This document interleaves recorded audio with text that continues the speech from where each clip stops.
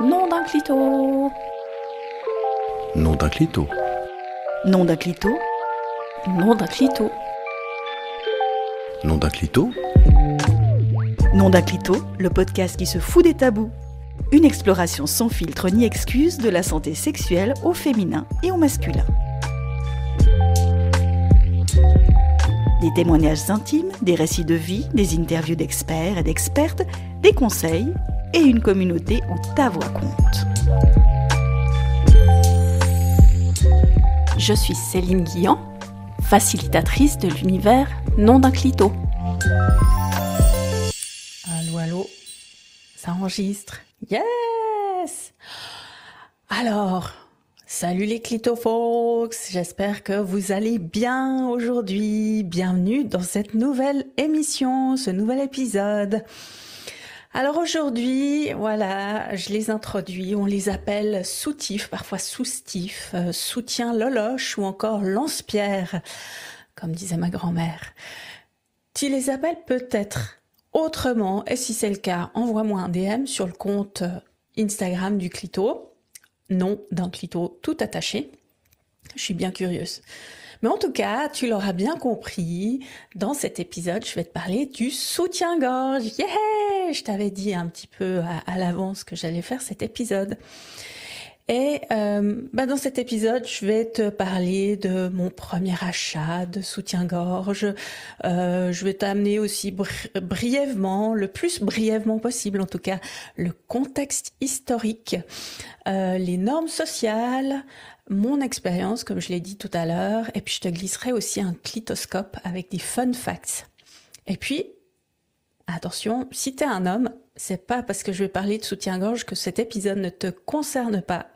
Au contraire, je t'invite quand même à l'écouter pour me donner ton avis ou ton expérience, parce que je vais aussi poser des questions pour les hommes. Et je parle de mon expérience. Je m'engage à rien, je donne pas de conseils aux gens. Je pose des questions et je parle de mon expérience. Donc après, chacune et chacun d'entre vous prend ou justement laisse aller ce qui lui convient pas. Alors, je vais te parler un peu de l'historique. L'historique.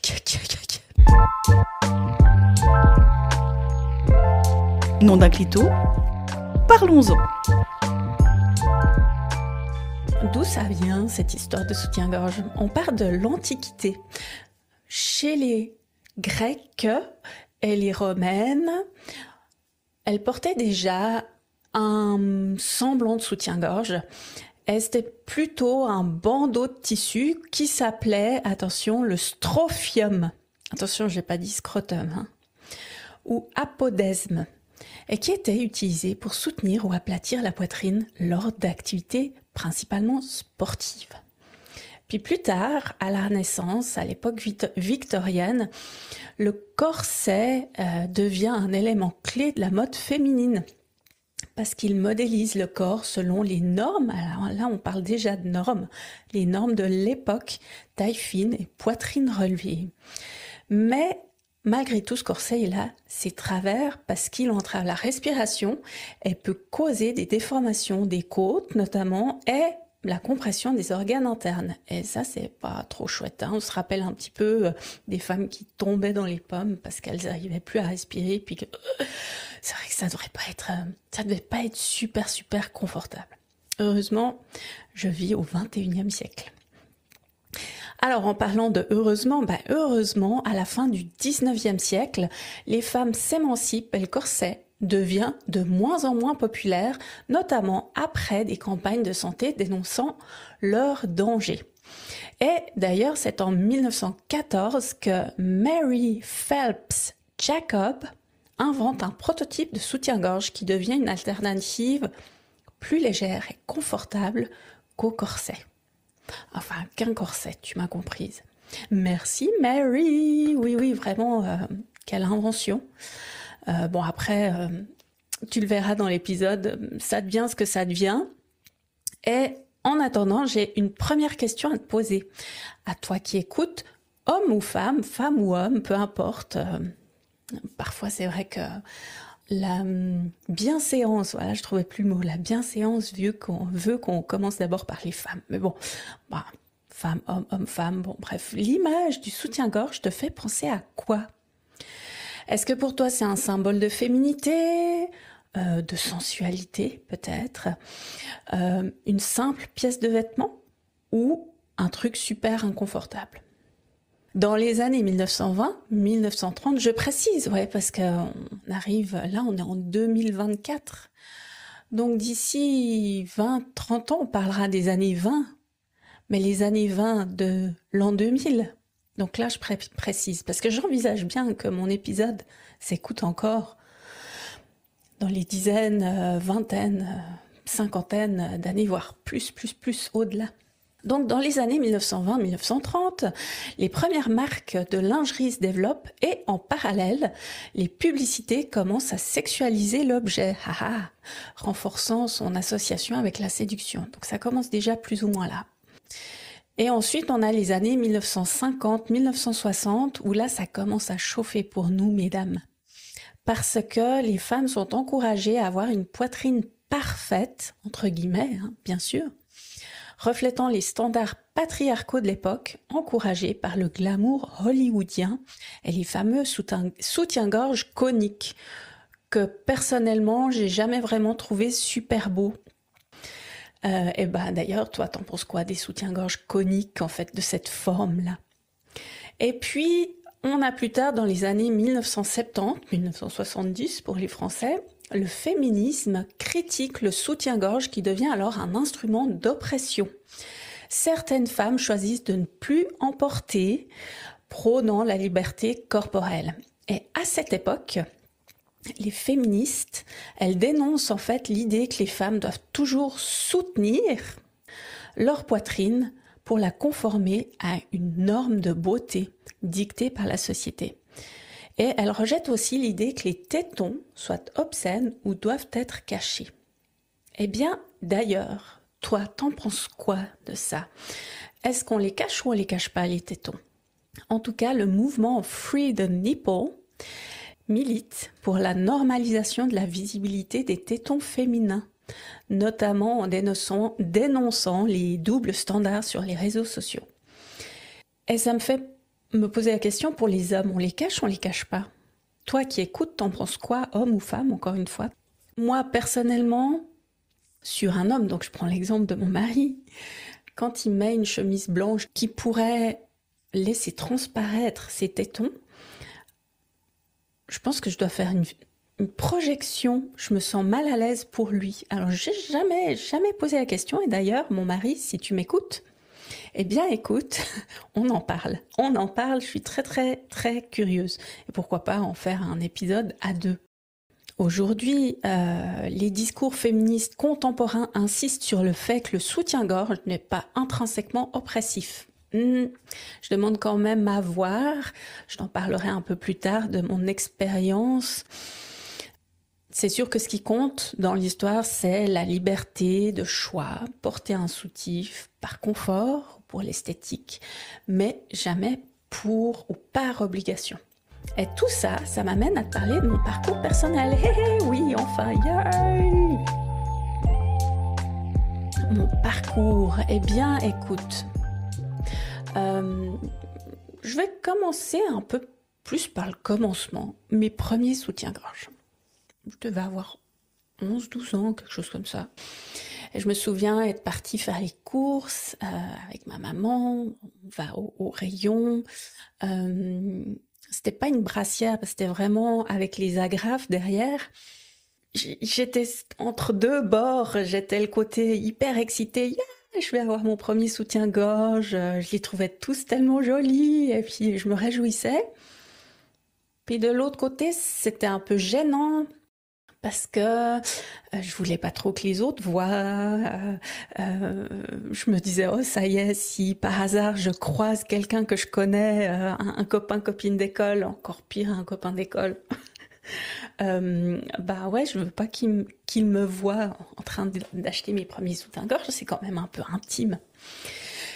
Est-ce que j'ai entendu des choses comme ça fera plus femme ou ouais c'est mieux avant que ça tombe, tu sais le fameux faut éviter que ça tombe. Ouais, d'ailleurs, en parlant de sa tombe, eh bien, il semblerait que la tonicité de la poitrine fonctionne mieux si on met moins de soutien-gorge, parce qu'au bout d'un moment, il semblerait que ça s'habitue et puis que les muscles fonctionnent bien. Mais après, je parle pour moi, je ne veux pas me mettre à la place d'une femme qui a une très forte poitrine et qui a peut-être même des douleurs de dos ou enfin voilà. Chacune son histoire, mais je te parle en tout cas de moi. Effectivement, je remarque que ma poitrine, elle tombe pas beaucoup plus que ça. Enfin voilà, je t'amène dans les coulisses de mon intimité. Ma question à toi, je te parlais de mes premiers soutiens-gorge. Quel souvenir, toi, tu gardes de ton premier soutien-gorge? Est-ce que c'était un moment positif, tu te réjouissais un peu comme moi à l'époque, ou est-ce que c'était plutôt gênant? Alors je te parle un peu de mon parcours de soutien-gorgé. C'est un nouveau là, un hashtag soutien-gorgé. Pour choisir mes soutiens-gorge, j'aimais bien la dentelle, j'aimais bien les jolis, j'aime toujours quand je vais voir de la lingerie, que je regarde la lingerie, je vais plus volontairement vers la dentelle, quoique certaines dentelles, je me sentais mal à l'aise de les mettre parce qu'on voit le téton. Haha, ce fameux téton. J'allais chercher plus des soutiens-gorge qui faisaient que je le disais tout à l'heure, ma poitrine avait une forme plus arrondie. Et surtout, que s'il faisait froid, tout d'un coup, qu'on ne voit pas les tétons pointés. Encore une fois, ces tétons. Et justement, je te disais que je cherchais plus des soutiens-gorge qui arrangent, entre guillemets, ma poitrine, parce que ça devenait quand même un outil pour la cacher, pour pas montrer qu'elle était différente. Parce qu'en plus, soyons complètement transparents, alors je suis hyper transparente là, hein. J'ai toujours eu un sein plus gros que l'autre. Donc le fait de mettre un soutien-gorge, ça me permettait de cacher ça. Et c'est pas simple d'en parler, hein. Surtout que tout le monde y va savoir que ce qui se passe dans mon intimité. Mais c'est le but du jeu, c'est aussi pour faire en sorte que les femmes qui entendent ça, elles se complexent moins. Aussi, à une période, j'avais énormément maigri. Et j'étais passée du bonnet C au bonnet A. Je trouvais à ce moment-là ma poitrine vraiment très très flasque, nettement moins jolie qu'avant. Et là aussi, déjà, il y a eu le gros je perds 2 bonnets. Et il y a aussi eu je veux la cacher. Donc dans ce cas-là, je mettais un soutien-gorge, même pour avoir des rapports. J'étais vraiment mal à l'aise de la montrer à cette époque-là. Maintenant, qu'est-ce qui m'a amené à ne plus porter de soutien-gorge? C'est en 2021, par là autour. J'ai fait mes premiers cercles de parole pour femmes. Et au même titre que quand j'étais ado, je m'étais pas vraiment posé de question, est-ce que je veux mettre un soutien-gorge ou une brassière? Je me suis jamais vraiment posé la question en me disant, tiens, il y a une autre alternative, c'est de pas en mettre. Parce que pour moi, c'était devenu un geste du quotidien, le mettre le matin, l'enlever le soir. C'est intéressant, hein. Intéressant comme les conditionnements sont venus, moi, me faire penser que j'avais même pas le choix de pas mettre de soutien-gorge. Et puis c'est vrai qu'au début, je me sentais un peu mal à l'aise, ça me semblait bizarre, je me sentais un peu nue sous mes vêtements, j'avais l'impression d'avoir moins ce soutien. Finalement, ce que je peux dire aujourd'hui, c'est que si j'en mets, quand j'en mets, et encore une fois, c'est pour cacher mes tétons, Si j'ai un t-shirt blanc, je vais mettre un soutien-gorge dessous. Quand j'en mets et que je l'enlève, punaise, là je sens vraiment une différence. Je me sens délivrée. Ouh, voilà. Toi qui écoutes, qu'est-ce que ça te fait un petit peu, tout ce que je t'ai expliqué là, tout ce que je te dis? Est-ce que ça te fait te poser la question par rapport à ton rapport au soutien-gorge? Ou peut-être que ça fait depuis des années que toi t'en mets pas et puis que t'as d'autres convictions derrière le no bra? Nom d'un clito, le podcast qui se fout des tabous. Quelles ont été les réactions autour de moi par rapport au fait que je porte plus de soutien-gorge? Bon, je dois dire que je l'ai pas vraiment crié sur les toits. Il y a une chose assez étonnante, c'est quand j'en mets, mes filles, elles sont étonnées. Alors attends, là, je suis en train de me rendre compte, mais qu'est-ce qu'elle fait Céline avec ses filles? Elle se promène à poil et tout. Bon, je me promène à poil. Je fais attention maintenant à pas me promener trop à poil devant mes filles parce que voilà, elles ont leur intimité, j'ai la mienne, on respecte chacune notre intimité. Mais si il est arrivé qu'elle voit que j'enlevais mon soutien-gorge sous mon t-shirt, magico, là, ça me fait penser à la scène de Friends où Joey, il enlève le soutien-gorge, là, il dégrave, clac, comme ça, d'un claquement de doigts, le soutien-gorge de Phoebe, de Rachel ou Phoebe, je me rappelle plus. C'était ça, en fait, elle trouvait ça, tiens, t'as mis un soutien-gorge, parce qu'elles sont habituées à ce que j'en mette plus. Aujourd'hui, comment je vois le soutien-gorge? Pour ma part, si j'ai pas besoin d'en mettre, j'en mets pas. En revanche, j'ai pas encore réussi à passer le stade de on voit mes tétons. D'ailleurs, hier, j'étais dans un petit supermarché cosmétique qu'on a ici aux Pays-Bas. Et j'ai vu qu'ils avaient des caches-tétons autocollants. Peut-être que j'essaierai pour voir ce que ça fait. Qu'est-ce que ça a changé par rapport à mon corps et ma féminité? Je me sens pas moins féminine parce que j'en mets pas. Et puis à mon corps, je me sens plus libre.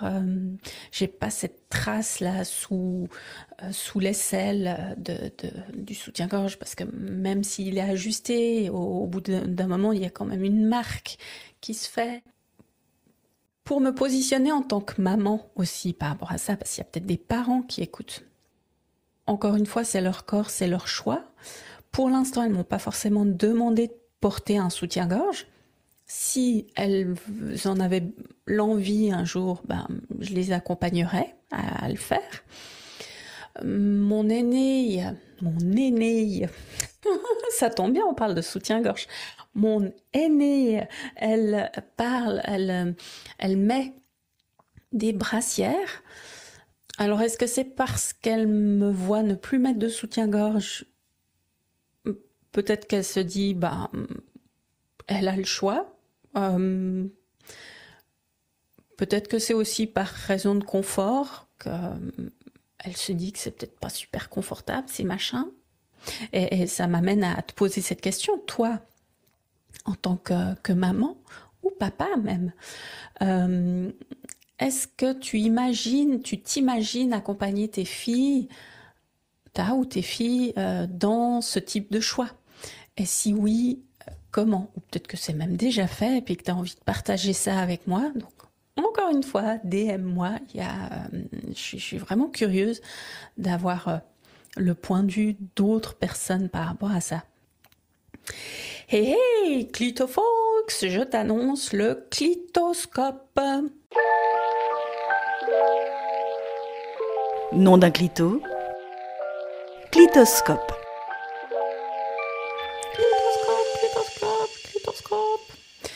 Savais-tu qu'environ 70-70% des femmes portent un soutien-gorge qui ne leur convient pas, taille ou confort? Une femme possède en moyenne entre 6 et 9 soutiens-gorge, dont seulement 2 sont portés régulièrement. Il semblerait que les Françaises soient parmi les Européennes qui achètent le plus de lingerie par an. Et finalement, il existe plein de débats autour du port du soutien-gorge et ses impacts supposés sur la santé. D'ailleurs, c'est quoi ton rapport au soutien-gorge ?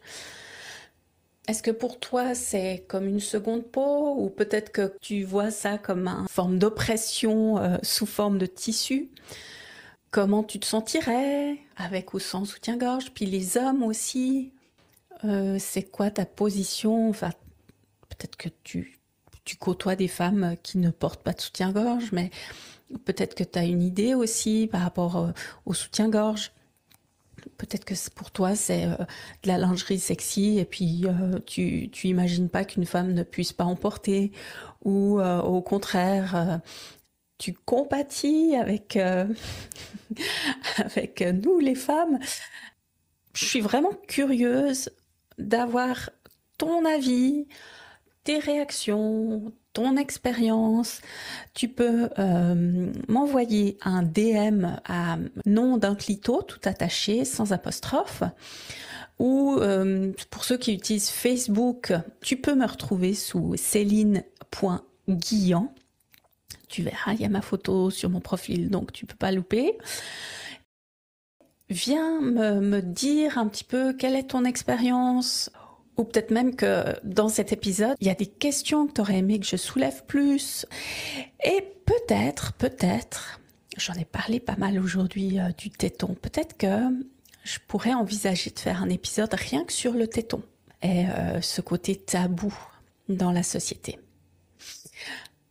Merci pour ton écoute. En tout cas, je suis très heureuse d'avoir fait cet épisode. Je te retrouve pour le prochain épisode.